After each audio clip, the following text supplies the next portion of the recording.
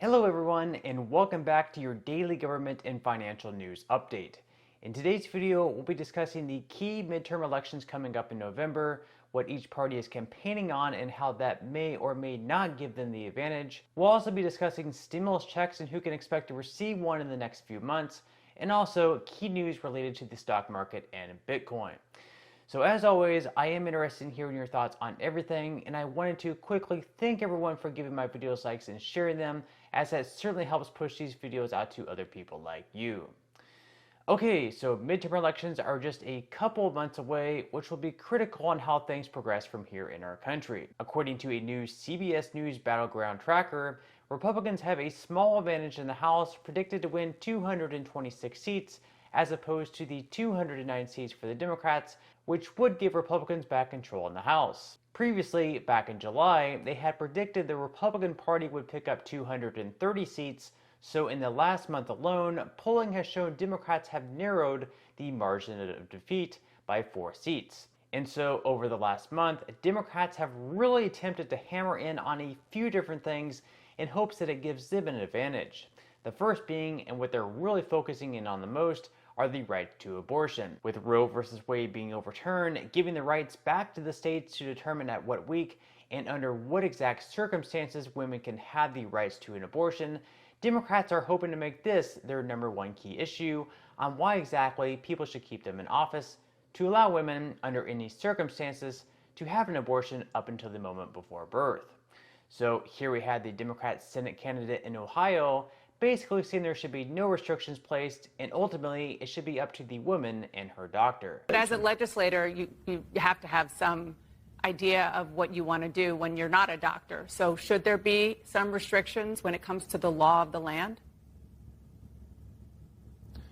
Well, you ultimately, I think the decider has to be the woman and her doctor. We can't account for every single scenario.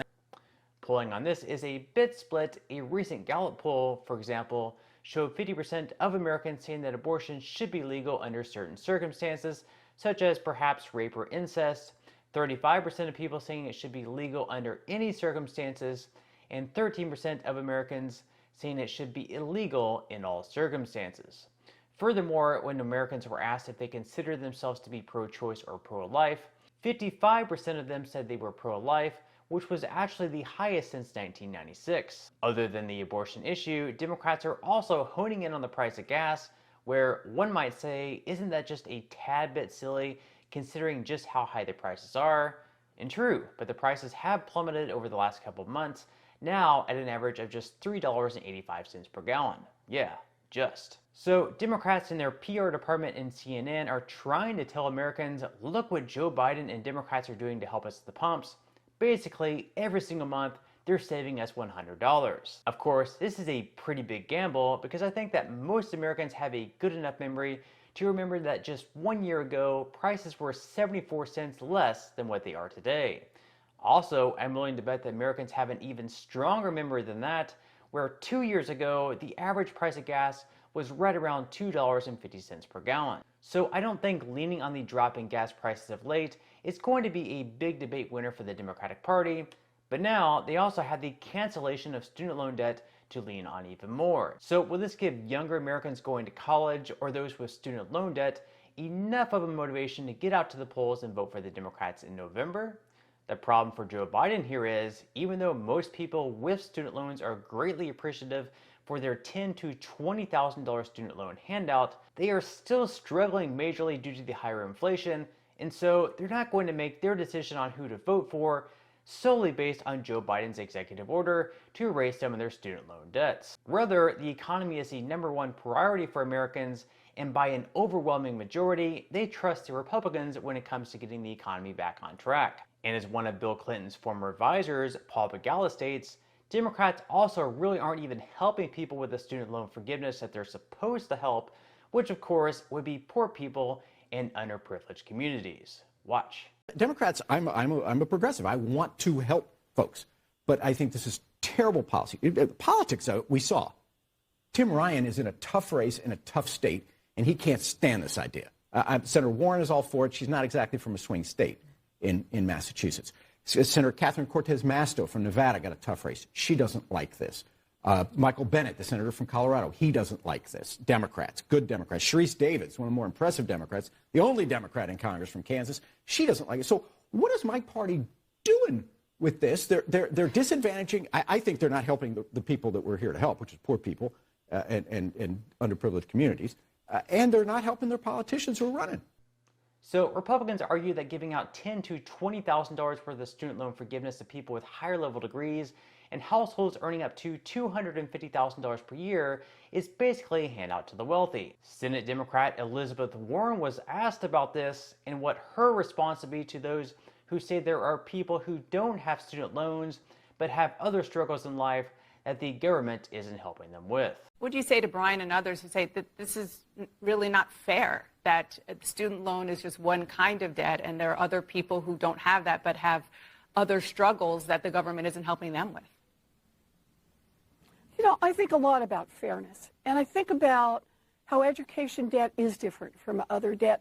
I look at it this way. I wanted to be a public school teacher from the time I was in second grade. My daddy ended up as a janitor, and there was no money for me to go to college.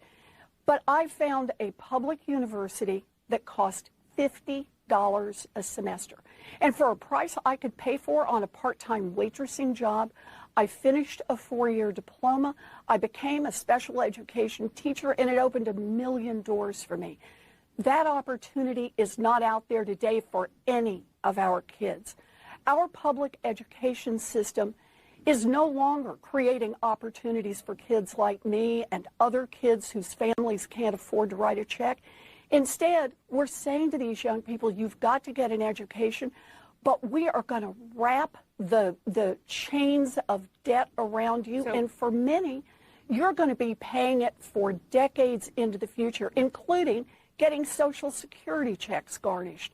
That's not the America we want. Well, I'm not sure. We want to be an America of opportunity. Yeah, but I'm not sure that this relieving this amount of debt changes the cost of college. Cost of college is still exorbitant.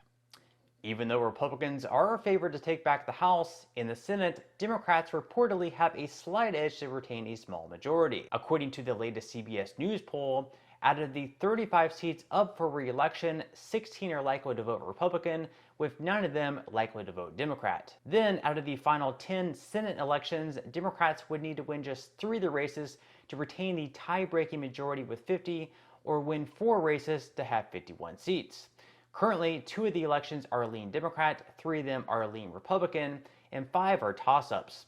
Now, Senate Minority Leader Mitch McConnell recently dampened expectations for the Republican Party, saying that Democrats were much more likely to win the Senate, with of course the Republicans only taking back the House. He believes that the quality of candidates for Republicans haven't really been the best, where they're running out people like Dr. Oz in Pennsylvania, who are making easy targets for his opponent John Fetterman, saying that Oz has lived in New Jersey for decades, yet is running for public office in Pennsylvania. And so, despite Fetterman saying some pretty wild stuff, such as being able to end life without parole for any sentence, including murder, he still holds a lead of anywhere between 4 to 13, depending on recent polling. If you had a magic wand and you could wave it and fix one thing, what would it be? Life without parole in Pennsylvania.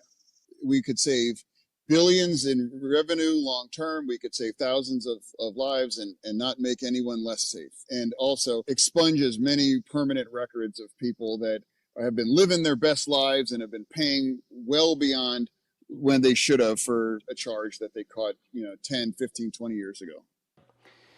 Okay, now moving into some news regarding stimulus checks, where next month residents in Alaska can expect to receive payments of up to $3,200 starting on September 20th. For those expecting to receive paper checks, those should arrive the following month in October. Now, residents in the state could have received an even larger payment of $5,500 as it actually was approved in the state Senate, but unfortunately, the state House actually rejected the proposal, and lawmakers later agreed to sending out $3,200 as sort of a compromise. Still, this is one of the largest contributions in state history, which comes from their permanent fund dividend. Now, if you aren't from Alaska, there are also some monthly stimulus payments going out to residents in Evanston, Illinois, where 150 people will be selected for the 12 monthly checks. The deadline to apply for these payments will be today on Monday, and winners, which will be selected on a lottery system, will receive the 12 payments with a prepaid debit card.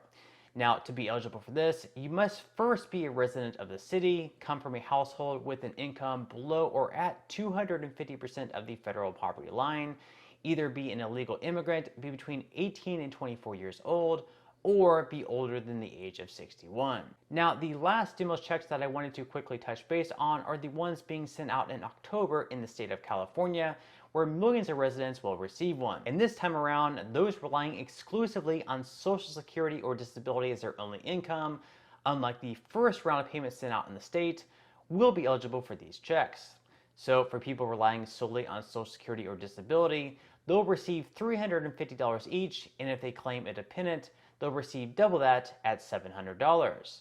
For other residents in California, they'll receive $700 per person depending on their income, or if they claim a dependent, in that case, they'll receive $300 more at $1,050. Now, in total, the state estimates that more than 23 million people will receive a payment, which again will begin going out in the month of October. Okay, so now quickly moving into some money news, where the stock market opens up once again today after the huge drop on Friday, where every single major index fell by over 3%. This came mostly as a result of Jerome Powell saying that the Fed will likely need to keep interest rates high enough to slow the economy for, quote, some time in order to beat back the high inflation sweeping the country. He also said, quote, while higher interest rates, slower growth, and softer labor market conditions will bring down inflation, they will also bring some pain to households and businesses. So investors will closely watch how the market opens up today after such a terrible way to end the week. And so far, Dow futures are currently down by 0.76%, S&P 500 futures are down by 0.89%, and the Nasdaq futures are in the red by 1.14%. Not only has the stock market struggled lately, but Bitcoin over the last week is also down by 6.40%, dropping once again below the $20,000 per coin mark. Of course, most experts would agree that buying in when the price is lower is actually the best time to invest. So with that said, if you would like to receive 6 free stocks and $5 worth of Bitcoin, in the comment section below, I will leave a link where you can receive just that from my partner in Webull. And even if you don't feel like investing at this time for whatever reason, once you receive the free stocks in Bitcoin, what you can do is always sell them for what they're worth and transfer that money right back to your bank account. So in total, you should be receiving a value of right around $50 or more. Some people have received even more than that, some people over $3,000 in the past, which of course this will be taxable, but still, you can think of that as just some free extra money with just a few minutes of work. But on that note, I'm going to go ahead and wrap up this video. If you enjoyed the content in today's video and you would like to see more like it, I would encourage you to give this video a like, subscribe to my channel, and make sure to ring the notification bell. That way, you will be the very first to be notified when I do release future videos. And until next time, I hope you have a wonderful rest of your day, and I'll see you in the next video.